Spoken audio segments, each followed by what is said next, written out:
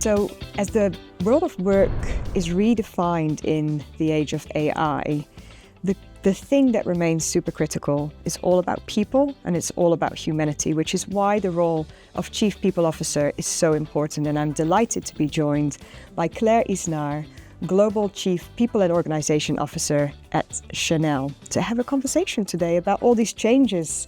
Welcome, Claire. Thank you for having me, Janine. It's an absolute pleasure. So you and I both know that there isn't one traditional linear path to a role such as yours as Chief People and Organization Officer at Chanel.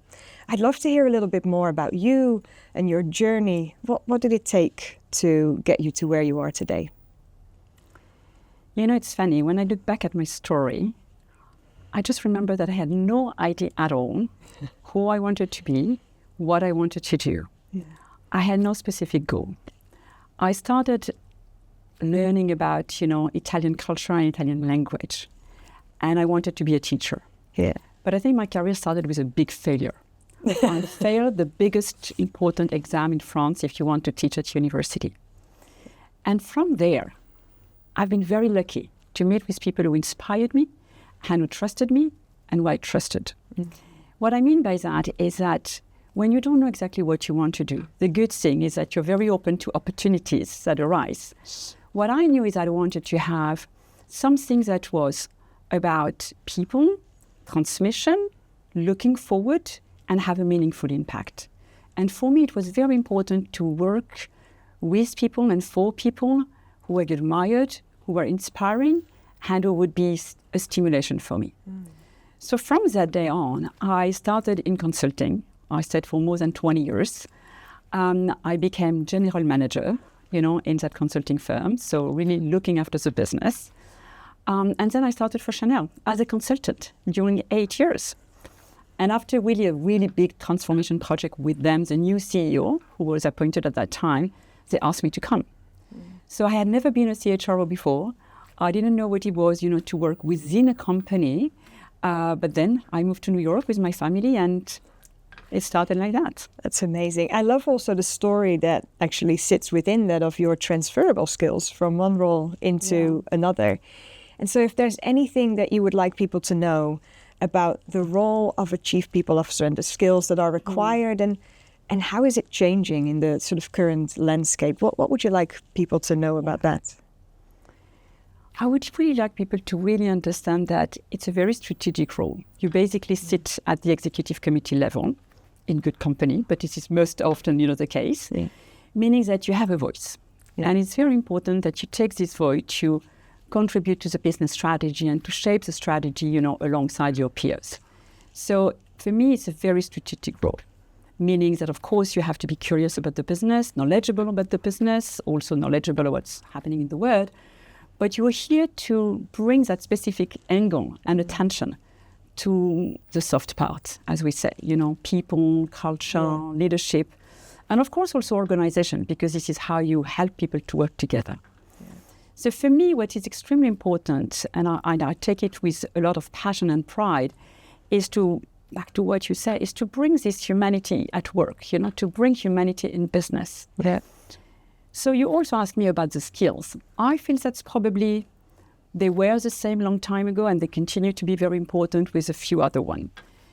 Strategic view, because you have to connect the dot in a world of complexity and you really have to orchestrate a number of things, making sense out of the complexity for people so that they have, good guidance and the right environment, to thrive. So being very curious, always looking of what, for what is coming, and then strategically, looking at how you make sense out of it, for pragmatically delivering something that makes sense for people. The other thing I would say is that you have to really love people and you have to be interested by people, journeys, stories, potential, challenges. I often say to my team, we're like marketing people. With heart and mind, they take care of product clients. With heart and mind, we take care of people. So I think this, appreciation for the complexity of humankind, for the diversity of everyone, and for what it takes, to be happy, engaged in a context of business is what we bring. So it's very, very important. the last thing, if I may, because I really think it's very important, is also to bring in the business environment a lens, but more than a lens, a focus on social responsibility. Because what we do within the company has a ripple effect in society. So it's very important that we look, beyond, the border of the company, and we ask ourselves, and we work on program designing, policies, and also creating environment that makes people not only good people at work, but also good people in society, and that we help them in their full life, because you don't have only one life. And so you have to embrace it with a sense of responsibility and positive social impact. Thank you. That's it's very inspirational to hear from you about all of these things, and I can imagine that it's quite a job to inspire the executive team and to bring people along on that journey with you. If you think about, and we have a couple of things in common actually, Claire. I wanted to be a teacher as well when I grew up. That's one. Yeah, I love to hear that. And I think you and I both started in the same month, in the same year at our current companies. Oh, September 2008. That's you started at Chanel and I started at LinkedIn. In your time, in that time at Chanel, I'd love to hear a little bit about the priorities that you've really focused on and the impact that they've had. And maybe there's something that you're particularly proud of in that time. No, so as you know, it's a journey of 17 years. Yeah. So of course, it gives you the time to do a number of things. Yeah. But I was lucky enough to come at a point where there was a huge transformation happening at Chanel.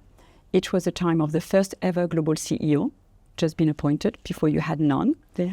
And it was really the starting point of a dramatic growth that for almost 10 years, Chanel grew. And we more than tripled, the number of headcount and the footprint in 42 countries now. Oh. So that transformation landscape, of course, created some obligation. And the mandate I had when I was appointed was to help create a global organization, evolving the culture, creating a culture of collaboration, of a one company, whilst respecting the very specificity of the three business categories we have. In a decentralized organization, creating some glue for people to be aligned, sharing common vision, having a common culture, something that was not at all organized, structured, made explicit. So I think, from that day on, I think what I'm very proud is that as we grew, as we expanded, we kept our soul. We kept our values, and we kept what we call at Chanel the fundamentals, the things that we really own and want to hold on, whatever happens, which is about, of course, being a house of luxury, giving freedom to creation, being very, very people-centric, having that long-term perspective, and doing things with integrity. Yeah. And it's not easy to keep those kind of things when you are 10,000 and when you become almost, 30 or 40,000 people. But I think thanks to the vision that we made very explicit, to the commitment we framed very concretely into a number of tools, into a number of framework, it became common language and it became the backbone of our leadership. So if I give you one or two examples. Yes, please. Most of the companies, they focus, on profit. And this is an end per se. At Chanel, it's not the case. We're very long-term. And, we made explicit that we have 5 performance drivers. And I'm very happy that I was, the instrument, to bring that to life. And one of them is people and leadership. So it is as important as the way we look at brand equity score, client satisfaction, our sustainability goals, and the financial health. So having that is a tool for bonus decision, for making business decision, investment and budget decision, and also performance goal, for everyone. The other thing is that I'm very happy that throughout the years, we have cultivated the pride and passion of everyone for the brand and product. At Chanel, you could think of some creative people are closer to the product or creative teams, and the retail, of course. But it's not only those people who are passionate. We have the highest score ever. 90% of engagement are coming, all around the world from the passion for the brand, because we cultivate from day one. We have developed those onboarding programs where we share about the history, the heritage, the code of the product, the savoir-faire, and the company's value. And it's for everyone. We cascade that, all around the world. And leaders take pride in transmission, of those elements. Yeah. And at the same time, we look forward. It's a company that is always looking forward.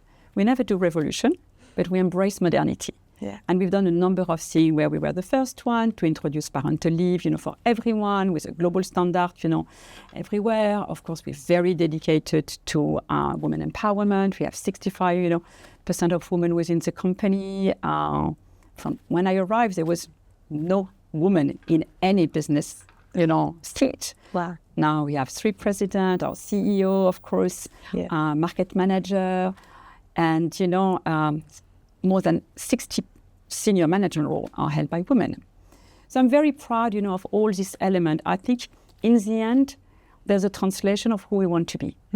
Responsible human employer, contributing to this house of luxury creation, with the quality of product, and the craftsmanship that is really, really part of our DNA. Yeah, what a journey and what an impact. But mostly, like even when you're talking and even when I think about the brand, you can feel the pride. It's very special, actually. Let's pivot a little bit. You were talking earlier about transformations and also embracing modernity. And at the moment, the world is feeling the impact of AI. It's changing the skills that are required. And a lot of the talent leaders that I talk to are talking about upskilling their workforces. Of course, we're talking about upskilling ourselves. Yes. I'm really curious how you think about it at Chanel. How do you get people excited? And I think one of the things you lead with is curiosity. How do you get other people curious about really learning these new skills? Mm-hmm. Now, you're very right. When it comes to AI, it's like when we embraced digital a long time ago, the social media, there was a big disruption for Chanel. The question is not, do we have to go, should we go? It's how you go for that.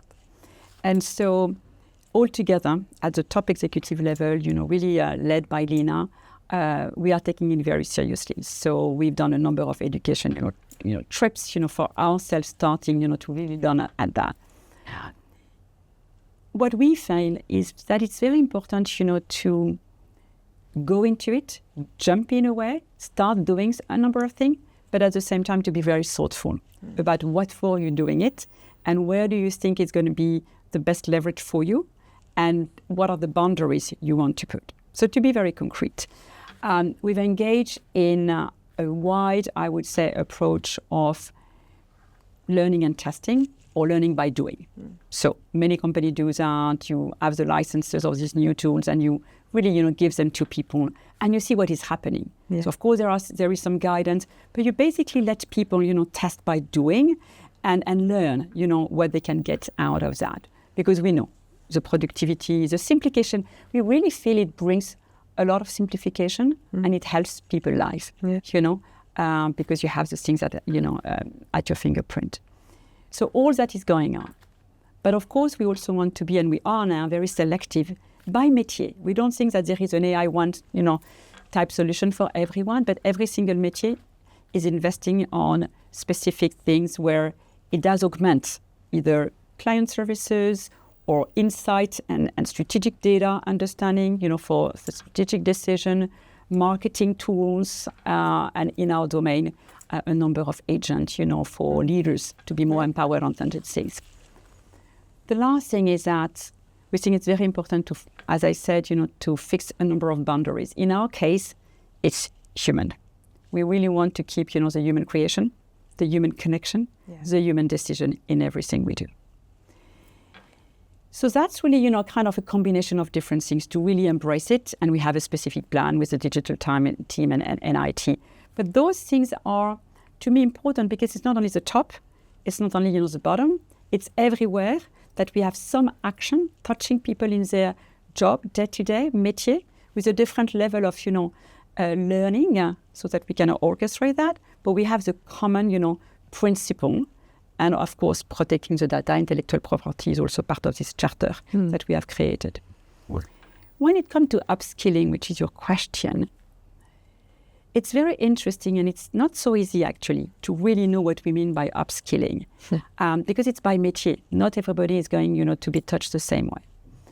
Personally, what I see and discussing with many others is that the soft skill, the cognitive skills, are the most important to develop. Yeah.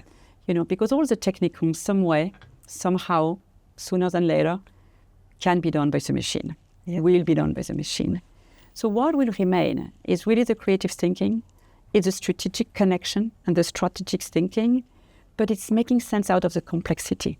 Yeah. It's the cognitive ability to have this critical thinking and to remain free of your decision ultimately, not to be told by the machine, which is easy to say but very difficult to do. And in our life today, in most of the company, it's not a lot of people who have those skills. Yeah. Because most of the people they have, at least with us, they have either technical skills or hand skills, where you have a lot of savoir-faire.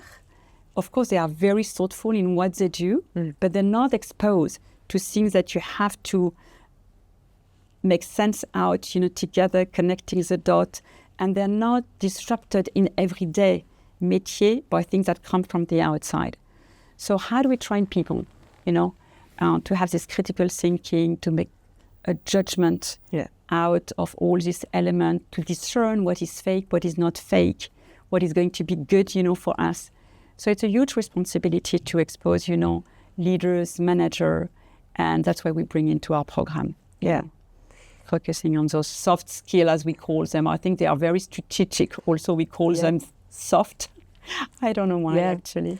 I tend to go for human skills. It's the things that we cannot augment, we cannot replace by any technology. I really love what you're talking about, the human decision making, because I think that is such an important thing to keep in mind as we start working with technologies that potentially could influence decisions. And at the end of the day, humans need to stay involved. And I've had several conversations with people who worry that their teams are not ready.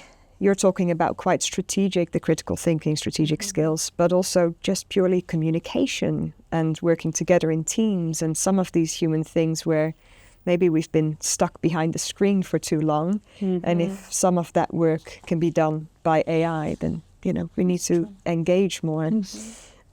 So a whole learning journey coming. Yeah. Definitely for all of us. And we should be very humble. Yeah, absolutely. Learn as we go. And one of the things that we can see from some research that we've done is that there are a lot of people who feel overwhelmed by this pace of change and all the learning that they might need to do. Sometimes it's unclear where to go with these things. In light of that overwhelming feeling, how do you think about well-being in both in your workforce and also as a leader? Yeah. I think you're very spot on. We live in a world of anxiety and uncertainty, not only in the world, but because it has ripple effect on the economy and how companies thrive, definitely it's full of anxiety and uncertainty for people. So well-being is something that we focus on and we take really, care of. I would say two things. At Chanel, our culture, when we define it, it's a culture of care and excellence. And we really see, the two things going, with one another. If you don't care about your people, they don't care about the business, and they don't perform. So it is as simple as that. But then, well-being. I prepare for your question because I knew you would come with on this one, which is such an important thing. I really feel that there are three things that are very important. It's a combination. The first thing always with me and with Chanel, start with leadership. It's a leadership attitude, it's a leadership responsibility, because you have to make that conversation a real conversation. Do we care about that? Do we think it's important that people feel safe, feel happy, feel engaged, feel respected? Well-being in the end is the result of all of that. If you don't feel that you are respected for who you are, your own singularity and how you show up in the world, if you don't feel safe that you can share your ideas or bring your oneself or work with others, you're going to be stretched and you're going to be stressed. If you don't know what your role is about or what is your future look like, you're going to be also, stressed. I have my routine, 30 minutes in the morning, silent, just by myself. I don't want to see anyone till breakfast time. And, I do my yoga, I do my meditation. But it's not what you do, it's you find what is good for you and you talk about it. Yeah. It's part of the language in the company. It's not something private. It's an hygiene, I don't know how you say that in English, that everyone needs to have. But the third thing is also the hard stuff. How do you prioritize? How do you bring clarity in roles and responsibility? How you do give benefits to people if they are, in pain, they have, support, from tangible things, whether it's financial, whether it is healthcare and all that. But it's not only the benefits. Sometimes I hear, well-being from a transactional point of view, money and benefits. It cannot be only that. I think it's really, a culture of care, attention to everyone, and an inclusive culture where people can really be themselves. Yeah, and I think what I hear you say also, it's about giving permission to people to really think about that, prioritize that, and because only then we can show up as our best selves in the workplace as well. I love it. This was great. Thank you so much for being here with me. Thank you. In closing, are there any final thoughts that you would like to share? Maybe one thing that, I reflect, which have helped me throughout my journey. I think the journey for everyone is not always easy. The road can be bumpy. We all go through up and down in our private life, in the company, and sometimes we lack confidence, and it can be very difficult. I would say that was what has been very helpful for me is a couple of things which I really recommend to everyone. The first one is to ask for help. Never think that you're alone. There are always people who are here, who have more experience, who can coach you, even be just listener. That helps tremendously. So you're not alone. We are not alone. Very important.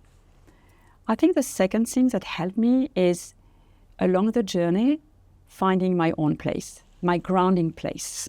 And what I mean by that is that if you know what is important for you, what gives you energy, what doesn't give you energy, take it away.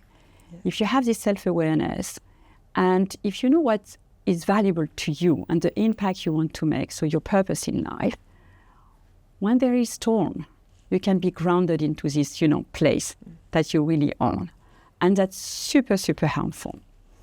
So this is something I'm telling my daughter. She's quite young, early stage in management role, very ambitious, like this generation. And sometimes, looking at, how do I find my place? And I think it's not about a job. It's not about responsibility. It starts with your inner self. And that's probably the most difficult job to do. Yeah. It took me a whole life. Yeah. But I would really, encourage everyone at different stage of the career to ask, this question. What do you want to leave behind? But because it's an interesting question, who do you want to be? And what is going to make you happy for what you create and for who you are as a person? And that is a grounding place that is beautiful because you can really then navigate and flex according to the condition. So that would be my reflection. You're amazing. Thank you Janine. so much. That was really wonderful. Thanks you for very being much here for with having us. Chanel and myself. No. Merci beaucoup. Thank you. Thank you.